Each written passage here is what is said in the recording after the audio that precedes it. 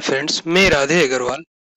आज का यह वीडियो मैं पीएमईजीपी में या फिर किसी भी स्टेट के सीएमईजीपी स्कीम के अंतर्गत यदि आप फ्लावर मिल का छोटा उद्योग लगाना चाहते हैं जिसका प्रोजेक्ट कॉस्ट 15 से 20 लाख है, तो उसके लिए प्रोजेक्ट रिपोर्ट कैसे आप बना सकते हैं, उसे बहुत ही आसान भाषा में आज हम लोग यहाँ समझने वाले हैं।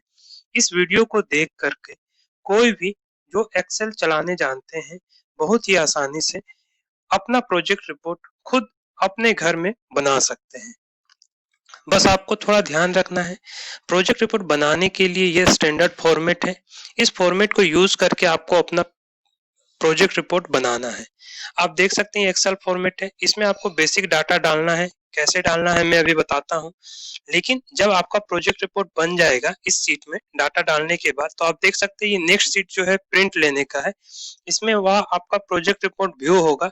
जब आप प्रिंट लोगे और उसे पीडीएफ में कन्वर्ट करोगे तो इस तरह से आपका प्रोजेक्ट रिपोर्ट बन करके दिखेगा।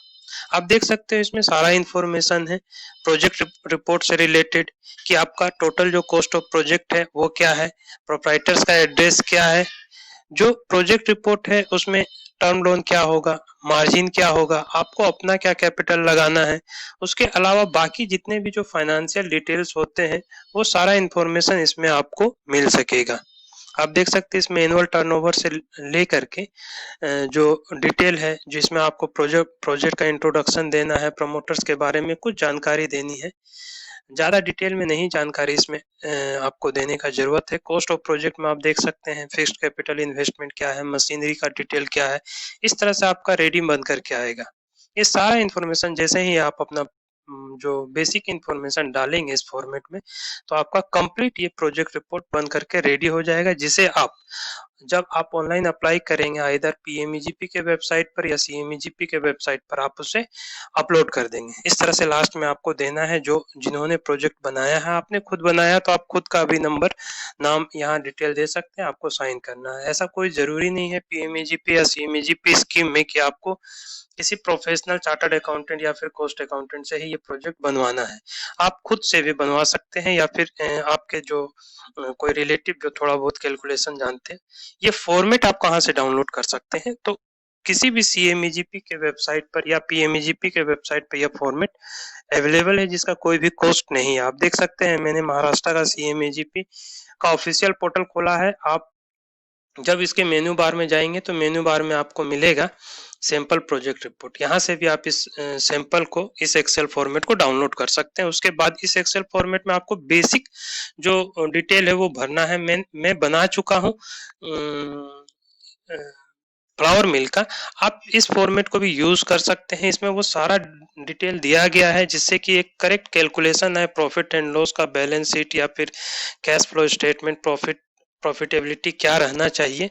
तो ये जो स्टैंडर्ड जो रेशियोज है बैंक के लिए वो सारा इसमें आ रहा है। उसी हिसाब से मैंने डाटा को डाला है। डाटा डालते समय आपको ये ध्यान जरूर रखना है कि आपका डाटा वो सही रहे, जिससे जिसका रिक्वायरमेंट बैंक को रहता है। अगर आपने प्रॉफिट का एनालिसिस सही तरीके से नहीं किया है, जो आने वाले समय में जो प्रपोज आपका सेल होगा या आपका जो कॉस्टिंग आएगा उसका अगर एनालिसिस सही तरीका से नहीं किया है, रॉ मटेरियल्स और वर्किंग कैपिटल का रिक्वायरमेंट कितना होगा, वर्कर्स कितने दिखाने हैं, ये अगर एज पर अगर रूल आपने नहीं डाला तो फिर आपका जो लोन है वो रिजेक्ट होने का चांसेस 90% रहता है। इसलिए ये आपको जरूर ध्यान रखना है कि आप जो डाटा डाल रहे हैं वो जेन्युइन हो, मैनिपुलेटेड ना हो, और आपका जो फाइनल जो प्रॉफिट लॉस और दूसरे जो इम्पोर्टेंट जो रेशियोज है उसका जो फिगर है वो सही आए।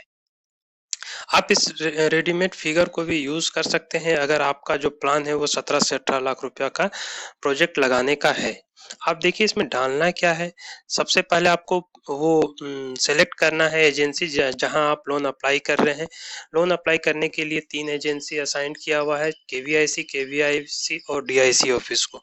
उसके बाद यहाँ पे आपको अपना जो अप्लीकेंट है, आपको ध्यान रखना जो ग्रीन कलर से जो सेल दिख रहा है सिर्फ उसी सेल को भरना है, बाकी और ड्रॉप डाउन में जो है उसमें सेलेक्ट करना है। तो बाकी सारा ऑटोमेटिक ये फिल कर लेगा और आपका प्रोजेक्ट रिपोर्ट रेडी हो जाएगा। तो ऐसा जरूरत नहीं है कि आप किसी प्रोफेशनल को बहुत ज़्यादा फीस दे करके ही बनाएं, आप खुद से भी घर में से इस फॉर्मेट को यूज़ करके बना सकते हैं, जो कि बहुत ही ईज़ी एक्सेसिबल है। अब देखिए यहाँ पे अपना फिर फादर्स का नेम देना है, जेंडर में मेल फीमेल आपको सिलेक्ट करना है और ये आपको एड्रेस दे देना है अपना। यहाँ address, pin code, mobile number, email ID डाल दीजिए। तो जब आप ये सारा डिटेल डालेंगे तो आप देखेंगे जो बन करके रेडी जो हो रहा है जो प्रोजेक्ट, उसमें ये किस तरह से शो हो रहा है। आप देखिए फर्स्ट पेज में जैसे आप वहाँ डिटेल डालेंगे तो ये आ जाएगा, एंटरप्रेन्योर्स का नाम आ जाएगा, इंडिविजुअल है, फादर्स नेम आ जाएगा और ये एड्रेस आ जाएगा। तो फर्स्ट जितना अभी हम लोगों ने देखा उससे ये जो 1 to 4 नंबर का जो डिटेल है वो आ जा रहा है, जिसमें प्रोप्राइटर्स का डिटेल, एड्रेस, मोबाइल नंबर और जो भी है वो पूरा डिटेल आ रहा है। नेक्स्ट फिर आपको आगे चल के भरना है क्वालिफिकेशन, जो भी आपका एकेडमिक क्वालिफिकेशन और टेक्निकल जो आपका जो अगर कुछ एक्सपीरियंस है तो वो इसमें भरना है। एकेडमिक में आपका जो है, अगर आप 8 से कम पास है तो अंडर 8 आप सेलेक्ट कीजिए। उसके अलावा हायर डिग्री में जो भी आपके पास उसे सेलेक्ट कीजिए। अगर इसके साथ साथ कुछ अगर आपने टेक्निकल कोर्स भी किया है तो उसको यहाँ आप डाल दीजिए। आपको यहाँ पर सेलेक्ट करना है जो भी आपका जो कास्ट है, जिस कैटेगरी में आप आते हैं उसे यहाँ ड्रॉप डाउन से सेलेक्ट कर लेना है। SC ST OBC जिसमें भी आप आते हैं उसे यहाँ सेलेक्ट कर लेना है। बाकी का काम ये फॉर्मेट जो है एक तरह से ये सॉफ्टवेयर है जो कि ऑटो करता है। यहाँ आपको इंडस्ट्री सेलेक्ट करना है, आप मैन्युफैक्चरिंग में जाएंगे या सर्विस में जाएंगे। ध्यान रखना ट्रेडिंग के लिए अभी तक जो PMEGP या CMEGP का लोन नहीं मिलता है। अगर किसी भी तरह का आप ट्रेडिंग बिजनेस या शॉप ओपन करने के लिए, तो उसके लिए आपको PMEGP या फिर CMEGP का लोन अभी तक नहीं मिलता है। आगे इस पर काम हो रहा है, मे भी आने वाले दिन में वो भी मिलने लगे। तो अगर आप किसी यूनिट को मैन्युफैक्चरिंग करना चाहते हैं या फिर कोई सर्विस यूनिट लगाना चाहते हैं, तभी फिर आप इसका लाभ ले सकते हैं। यहाँ आपको देना है जो प्रपोज जो आपका जो प्रोजेक्ट है उसका नाम देना है। यहाँ आपको लीगल स्टेटस सेलेक्ट करना है, जो भी आपका जो बिजनेस का लीगल स्टेटस होगा, individual, cooperative society, registered, self help group या ट्रस्ट जो भी होगा। नेक्स्ट फिर आप देखिए लैंड, कितने लैंड से आप काम स्टार्ट करोगे। ये लैंड आपका खुद का है, रेंट का है या फिर आप खरीदोगे, वो डिटेल देना है स्क्वायर फीट में। यहाँ पर आपका जो रिक्वायरमेंट है वो लैंड का आप डाल दो। देन फिर बिल्डिंग डिटेल आप डालो कि जो लैंड है उसका कंस्ट्रक्शन आप कैसे करोगे, कितना में कितना स्क्वायर फीट में कंस्ट्रक्शन करोगे। जैसे यहाँ अगर आपके पास 1500 स्क्वायर फीट का अगर लैंड है तो उस लैंड को आप किस तरह से यूज करोगे, सिविल कंस्ट्रक्शन में कितना स्क्वायर फीट में आप सिविल कंस्ट्रक्शन करोगे और उसमें क्या क्या आपको कंस्ट्रक्शन एरिया में रहेगा। जैसे कि आप उसमें दिखा सकते हो कि कुछ स्टोरेज रूम रहेगा, प्रोसेसिंग एरिया जहां आपका मशीनरी वगैरह रहेगा, एक पैकेजिंग रूम रहेगा जहां आप प्रोडक्ट को पैकेज करोगे और एक फिनिश गुड्स को स्टोर करने के लिए आप रूम बनाओगे।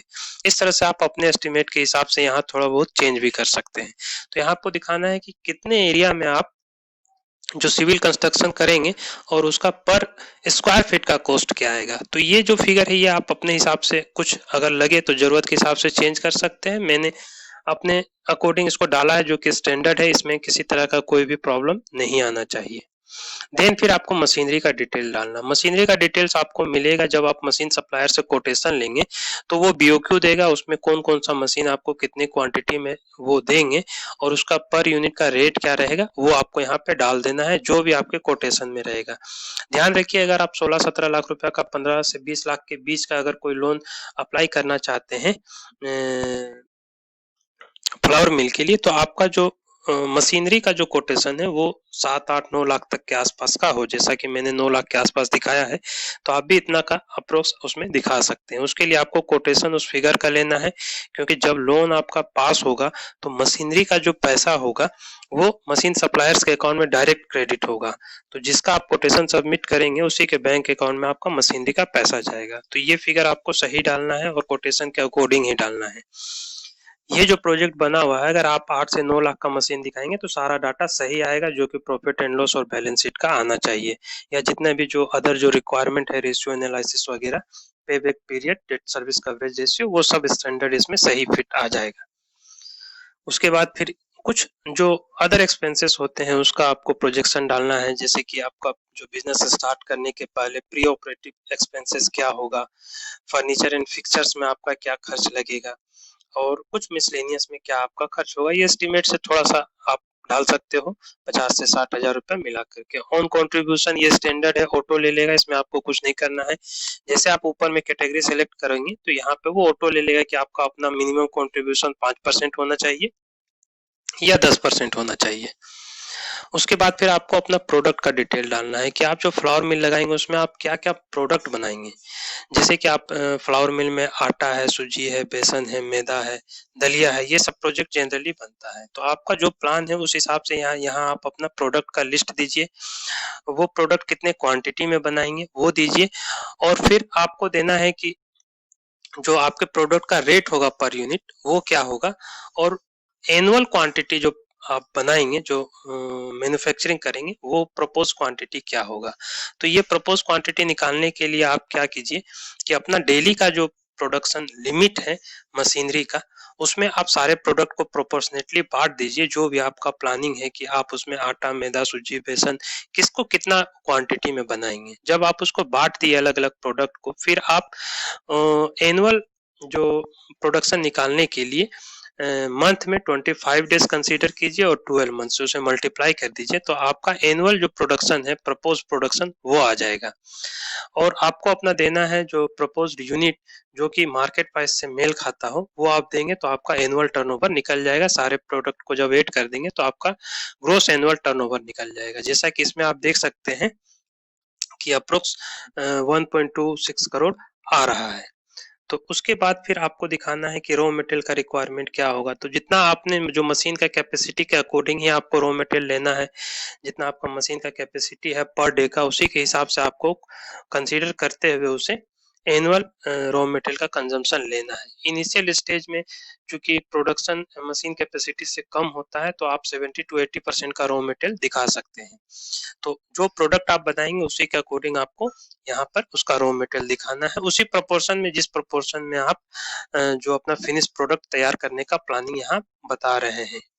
तो जैसा कि आप देख सकते हैं इसमें आटा, बेसन और दलिया है। तो आटा, बेसन, दलिया के लिए जो रॉ मटेरियल होता है वो गेहूं और जो चना का दाल होता है, और वही होता है। तो वो तीनों का आप मशीन के अकॉर्डिंग अपना जो है एनुअल कंजम्पशन प्रपोज निकालेंगे, और उसका मार्केट प्राइस जो पर यूनिट है, पर क्विंटल में आप दिखा सकते हैं जो भी आपके एरिया में उसका रॉ मटेरियल का मार्केट प्राइस है। इस तरह से आपका जो रॉ मटेरियल कंजम्पशन क्या होगा एनुअली वो आ जाएगा। तो आप देख सकते हैं यहाँ 1.26 करोड़ का आ रहा है टोटल टर्नओवर, और 79 लाख का आपका, अप्रोक्स 80 लाख का आपका उसमें रॉ मटेरियल का कंजम्पशन लग जाएगा। तो अब जो गैप आ रहा है वो करीब 45 लाख का है, जो कि अदर खर्च को काटने के बाद आपका प्रॉफिट को बताएगा। यहाँ ध्यान रखना है कि वर्कर और जो स्टाफ है वो कितने दिखाने हैं। तो जो भी पीएमईजीपी या सीएमईजीपी स्कीम है उसमें एक स्टैंडर्ड रूल है कि जितना आप कैपिटल इन्वेस्टमेंट करोगे तो पर लाख वन जो आपका एम्प्लॉयमेंट जनरेट होना चाहिए। तो अगर आपका कैपिटल इन्वेस्टमेंट 10 लाख है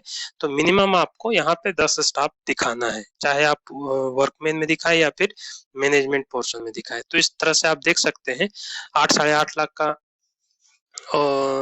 मैंने जब दिखाया था मशीनरी और सिविल कंस्ट्रक्शन 10 लाख के आसपास, तो अप्रोक्स मैंने 10 का इसमें ये जो स्टाफ जो एम्प्लॉयमेंट है वो दिखाया है। तो आपको भी इस तरह से दिखाना है ऑपरेटर, लेबर और क्लीनिंग स्टाफ क्या होंगे। उनका जो सैलरी है वो भी जेन्युइन होना चाहिए, बहुत कम या 4 या 5 हजार रुपया पर मंथ के हिसाब से आपको सैलरी नहीं दिखाना है। आज के समय में जो रीजनेबल है कम से कम वो आपको दिखाना है, जिससे कि आपका प्रोजेक्ट रीजनेबल लगे। तो ऑपरेटर है 15,000, लेबर है 12,000 और क्लीनिंग स्टाफ है तो मिनिमम आप 7,500 दिखाइए। अगर इससे ज्यादा भी आप दिखाना चाहे तो दिखा सकते हैं, जो कि आप एक्चुअल में उस एरिया में पे करेंगे। मैनेजमेंट में अगर आप कुछ और भी रखना चाहते हैं, सेल्समैन वगैरह, तो वो रख सकते हैं। मेरा अजम्पशन था कि जो प्रोप्राइटर है वो खुद ही अपने बिजनेस को मैनेज करेंगे तो उनका कोई भी सैलरी अलग से नहीं होगा। आप चाहे तो दिखा सकते हैं, ये आपके ऑप्शन पर है। फिर आपको वर्किंग कैपिटल का एस्टिमेट दिखाना है कि जो वर्किंग कैपिटल के लिए जो स्टॉक का जो मेन जो जरूरत है, जो आप देख सकते हैं जो रॉ मटेरियल का स्टॉक है उसमें आपका कितना दिन का फंड फंसेगा। फिर जब वो माल बन करके रेडी होगा, फिनिश स्टॉक में वो कितना दिन रहता है, और जब हम लोग सेल करते हैं तो कितने दिन के बाद हमें जो अपने कस्टमर से या अपने वेंडर से पैसा मिलता है। तो ये फास्ट मूविंग इंडस्ट्रीज है फ्लावर मिल का, इसलिए आप बहुत ज़्यादा समय इसमें नहीं दिखा सकते हैं। जैसा कि आप देख सकते हैं स्टॉक जो रहेगा आपका रॉ मटेरियल वो 3 दिन का स्टॉक रहेगा, और फिनिश गुड्स जो बनेगा वह 2 दिन मैक्सिमम रहेगा, और जब हम सेल करते हैं तो हमें 7 डेज के अंदर अपना पैसा मिल जाता है। तो इस तरह से टोटल जो अपना साइकिल होगा वो 12 डेज का होगा। पावर रिक्वायरमेंट फिर आपको दिखाना है, जहां जहां ग्रीन सेल है उसको हमें फिल करना है।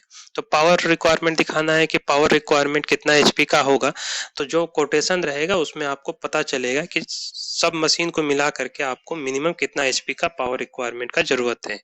तो इसमें आपको पावर रिक्वायरमेंट का डालना है कितना एचपी का। उसके अलावा फिर ये कॉमन एक्सपेंसेस है जिसको आपको परसेंटेज में दिखाना है कि repair and maintenance, power and fuel, other overhead expenses, telephone, stationery, advertisement, publicity, ये जो कॉमन बिजनेस एक्सपेंसेस होते हैं इसको आपको रफ कैलकुलेशन के हिसाब से दिखाना है। जो फिगर आए वो जेन्युइन रखे कि हाँ ये खर्च हो सकते हैं, तो इसको आप दिखाना है, कम ही रखना है, क्योंकि आज के समय में अब जो ये खर्च है काफी कम हो गया है डिजिटल वर्ल्ड में। उसके अलावा फिर आपको दिखाना है कि आपका प्रपोज इंटरेस्ट रेट क्या होगा, जिसको कि आप 12 से 15% तक रख सकते हैं। डेप्रिसिएशन प्लांट एंड मशीनरी और बिल्डिंग का दिखाना है, बिल्डिंग में आप 5% और मशीनरी में आप 10% जो कि स्टैंडर्ड है वो आप दिखा सकते हैं। बस इतना बेसिक सा डिटेल आपको डालना है, जो कोई भी डाल सकते हैं, बाकी कुछ भी आपको नहीं करना है। इंट्रोडक्शन में आप हिंदी, इंग्लिश या अपने रीजनल लैंग्वेज में इसे कुछ भी लिख सकते हैं जो भी आप अपने प्रोडक्ट को दें। तो ये मैंने जो बनाया है आप इसी को कॉपी कर सकते हैं, और दूसरे लैंग्वेज में आप इसको कन्वर्ट भी कर सकते हैं अगर आप दूसरे लैंग्वेज में आप बनाना चाहें, क्योंकि ये फ्लावर मिल से रिलेटेड बेसिक जानकारी है जो कि आपको देनी है। और जो प्रमोटर्स है जिस जो आप स्टार्ट करना चाहते हैं तो अपने बारे में 2-4 लाइन यहाँ बेसिक जानकारी देनी है। आप देख रहे सिर्फ इतना जानकारी देने के बाद यहाँ डीपीआर जब आप प्रिंट करने जाएंगे तो यहाँ आपका जो प्रपोजल है, जो प्रोजेक्ट है वो रेडी हो जाएगा। जब आप इसे प्रिंट लेंगे तो प्रिंट में आप पीडीएफ में भी इसे सेव कर सकते हैं, प्रिंट लेके भी पीडीएफ बना सकते हैं। तो इसे जब आप पीडीएफ में कन्वर्ट करेंगे तो इस तरह से आपका प्रोजेक्ट बन करके रेडी हो जाएगा। आप देख सकते हैं कितना आसान है प्रोजेक्ट रिपोर्ट बनाना। प्रोजेक्ट रिपोर्ट ही सबसे जरूरी डॉक्यूमेंट होता है जो आपके लोन को अप्रूव करा सकता है या रिजेक्ट करा सकता है। प्रोजेक्ट रिपोर्ट में फिगर गलत होने से, मैनिपुलेटेड होने से, अगर आप बढ़ा कर दिखाते हैं या गलत फिगर दिखाते हैं या फिगर से आपका प्रॉफिट का एनालिसिस सही नहीं हो रहा है, जैसा कि आप देख रहे जो भी स्टेटमेंट यहाँ बन करके आ रहा है वो सही अगर नहीं हो रहा है तो वो उसके कारण आपका जो है लोन रिजेक्ट हो सकता है। तो इसमें ये बेसिक जानकारी थोड़ी आपको रखनी है, और बाकी बहुत आसान ही से बनाना। आप देख सकते हैं इसमें फिर नेट में अगर हम लोग देखेंगे कि प्रॉफिट और लॉस क्या आ रहा है, 18 लाख का अगर हम लोग ये करते हैं तो इसमें प्रॉफिट जो स्टेटमेंट है, नेट प्रॉफिट देखिए इसमें जो आ रहा है 13 लाख का आ रहा है। तो अराउंड 1 लाख का आपको ये बन रहा है मंथली प्रॉफिट, जो कि धीरे धीरे ग्रेजुअली आप ईयर बाय ईयर बढ़ता चला जाएगा। तो ये सही लग रहा है। इसी तरह से डेट सर्विस कवरेज रेशियो, इस पर भी आपको खास ध्यान रखना है, जो कि इनिशियली 3 to 4 से ज्यादा रहना चाहिए, जो कि बताता है कि जितना आपको डेट है, जितना लोन है बैंक का इंटरेस्ट के साथ जो ईएमआई रीपेमेंट करना है, उसके कंपैरिजन में आप क्या प्रॉफिट अर्न कर रहे हैं। तो ये 2-3 से ज्यादा ही रहना चाहिए जिससे कि बैंक को किसी तरह का रिस्क ना रहे। प्रोजेक्टेड बैलेंस शीट आपका टैली करना चाहिए। कैश फ्लो हमेशा आपका पॉजिटिव आना चाहिए। कैश फ्लो जितना पॉजिटिव रहेगा उतना ही बैंक उसे अच्छा मानता है। उसी तरह ब्रेक इवन एनालिसिस की मिनिमम कितना टर्नओवर पर आपका जो है कि जो यूनिट है वो आपका नो प्रॉफिट और नो लॉस में आएगा। तो ब्रेक इवन एनालिसिस भी बहुत जरूरी होता है, जिससे कि हम लोग जो प्रपोज किए हैं कितना सेल होना चाहिए तो उस सेल के उसके कंपैरिजन में मिनिमम कितना हम लोग सेल अचीव कर लें कि एटलीस्ट हम लोगों को लॉस ना हो। तो वहाँ हम लोग को ये पता चलता है कि ब्रेक इवन परसेंटेज अपना क्या है। जैसे कि यहाँ हमारा जो प्रपोज सेल है वो 27% अगर हम लोग अचीव कर लेते हैं तो हमारा जो यूनिट है वो नो प्रॉफिट नो लॉस में रहेगा।